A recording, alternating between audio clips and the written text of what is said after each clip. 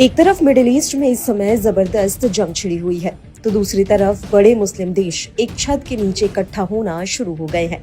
जी हाँ, 8 मुस्लिम देशों का संगठन एक बड़ी बैठक की तैयारी कर रहा है और ये इजराइल के लिए एक चिंता का विषय है।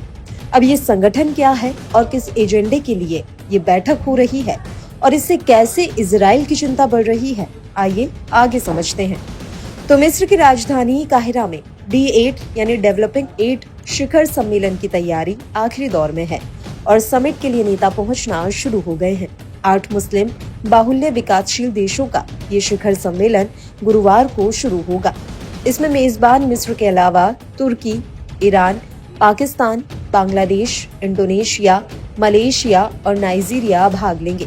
समिट सदस्य देशों के बीच आर्थिक सहयोग बढ़ाने पर चर्चा के लिए है, लेकिन इस मीटिंग पर इसलिए भी नजर है क्योंकि ये बैठक ऐसे समय में हो रही है जब पश्चिम एशिया में हालिया दिनों में हलचल देखने को मिली है। बैठक में पाकिस्तान के पीएम शहबाज शरीफ और बांग्लादेश की अंतरिम सरकार के मुखिया मोहम्मद यूनुस भी शामिल होंगे।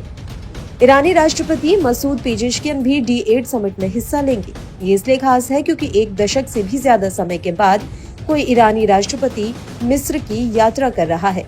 मिस्र और ईरान के बीच संबंध हाल के दशकों में तनावपूर्ण रहे हैं, लेकिन पिछले साल गाजा संकट के उभरने के बाद से दोनों देशों ने उच्च स्तरीय राजनयिक संपर्क बढ़ाए हैं। मिस्र ने गाजा में मध्यस्थ की भूमिका निभाई है। अब आपको समझाते हैं कि D8 संगठन का महत्व क्या है।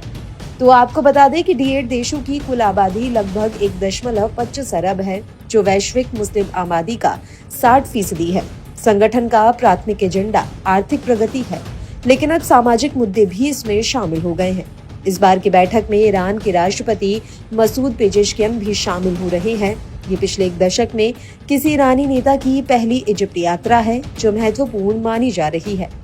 1970 के दशक की इस्लामिक क्रांति के बाद दोनों देशों के बीच तनाव बढ़ा।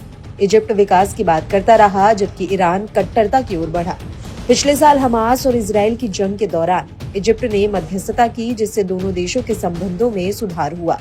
वहीं ईरान के विदेश मंत्रालय ने बैठक के संभावित एजेंडे में क्षेत्रीय मुद्दों का जिक्र किया है। इससे अटकलें लगाई जा रही हैं कि D8 देश इजराइल के खिलाफ कोई प्रस्ताव लाने पर विचार कर सकते हैं।